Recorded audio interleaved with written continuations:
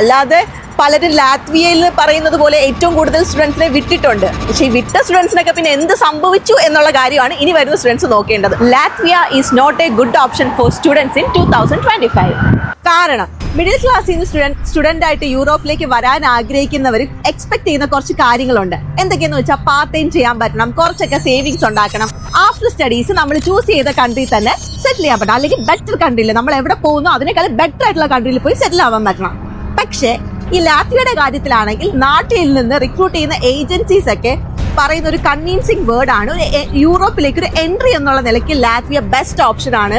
കാരണം ഫീ ഒക്കെ അഫോർഡബിൾ ആണ്, അതുപോലെ തന്നെ മാസ്റ്റേഴ്സിന് ഇന്റർവ്യൂ ഇല്ല, ഇങ്ങനെയൊക്കെയുള്ള കാര്യങ്ങൾ പറഞ്ഞാണ് അവർ സ്റ്റുഡൻസിനെ കൺവിൻസ് ചെയ്യുന്നത്. പക്ഷെ ലാത്വിയ നേരിട്ട് പോയി അവിടെ വിസിറ്റ് ചെയ്ത ഒരാളെന്ന നിലയ്ക്കും ലാത്വിയയുടെ തൊട്ടടുത്തുള്ള പോളണ്ടിൽ സെറ്റിൽ ആയ ഒരാളെന്ന നിലയ്ക്ക് പറയുകയാണെങ്കിൽ ലാത്വിയയുടെ സിറ്റുവേഷൻ എന്ന് പറഞ്ഞാൽ ഒരു സ്റ്റുഡന്റിന് വളരെ വളരെ വളരെ മോശമാണ്. അതുപോലെ തന്നെ ഇപ്പം കണ്ടുവരുന്ന ഒരു കാര്യമാണ് ലാത്വിയയിൽ ഈവൻ ഈ ഒരു കഴിഞ്ഞ ഇൻടേക്കിൽ വന്ന സ്റ്റുഡൻസ് പോലും പോളണ്ടിലേക്ക് മാറി വരികയാണ്. അപ്പൊ അതിന്റെ കാരണമൊക്കെ നമ്മൾ എന്തായാലും നമ്മളടുത്ത് വന്ന് ഇങ്ങനെ പറയുമ്പോൾ ചോദിക്കുമല്ലോ. അപ്പൊ ചോദിച്ചപ്പോൾ മനസ്സിലായെന്നാണ് പാർട്ട് ടൈം അവിടെ ഇല്ല.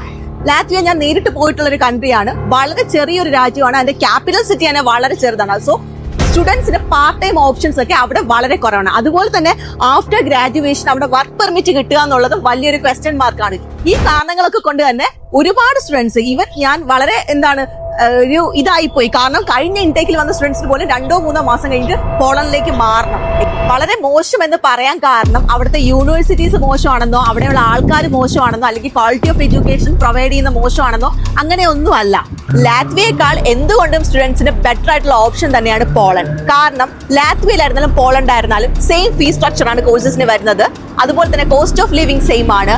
പിന്നെ പോളണ്ടിൽ പാർട്ട് ടൈം ജോബിന്റെ ഓപ്ഷൻസും ആഫ്റ്റർ ഗ്രാജുവേഷൻ അല്ലെങ്കിൽ പഠിച്ചുകൊണ്ടിരിക്കുമ്പോൾ തന്നെ ഒരു MNCയിൽ ജോലിക്ക് കയറാനുള്ള അവസരങ്ങളും കാര്യങ്ങളും ഒക്കെ ഒരുപാട് കൂടുതലാണ്. ഞാൻ ഇതിന്റെ വീഡിയോയിലും ഒരുപാട് തവണ പറഞ്ഞിട്ടുണ്ട്. അതുപോലെ തന്നെ ഇപ്പം കുറെ പേര് വന്ന് പറയും പോളണ്ട് എന്ന് പറയുമ്പോഴേ റിജക്ഷൻ എന്ന് പറഞ്ഞ് വന്നുകൊണ്ട് പറയും.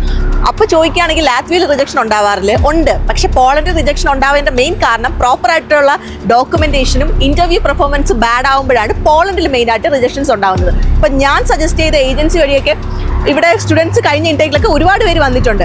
അപ്പൊ അവരോടും ഞാൻ പറയുന്നതെന്ന് വെച്ചാൽ നിങ്ങൾ സംസാരിച്ച് നോക്കും, നിങ്ങൾക്ക് ഓക്കെ ആണെങ്കിൽ തോന്നുന്നെങ്കിൽ നിങ്ങൾ പ്രൊസീഡ് ചെയ്യൂ എന്നുള്ളതാണ്.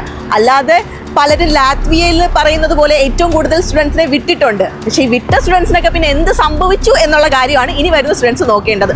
സോ ഈ +2 ഇനി റിസൾട്ട് വരാൻ പോകുന്നവരും ഓൾറെഡി റിസൾട്ട് വന്നവരും ലാത്വിയ ഓപ്റ്റ് ചെയ്ത് മുന്നോട്ട് പോകാൻ വേണ്ടി ഇരിക്കുന്ന സ്റ്റുഡൻസും അതിനു മുമ്പ് പോളണ്ട് എന്ന കൺട്രിയെ പറ്റി ഒന്ന് അന്വേഷിക്കുക.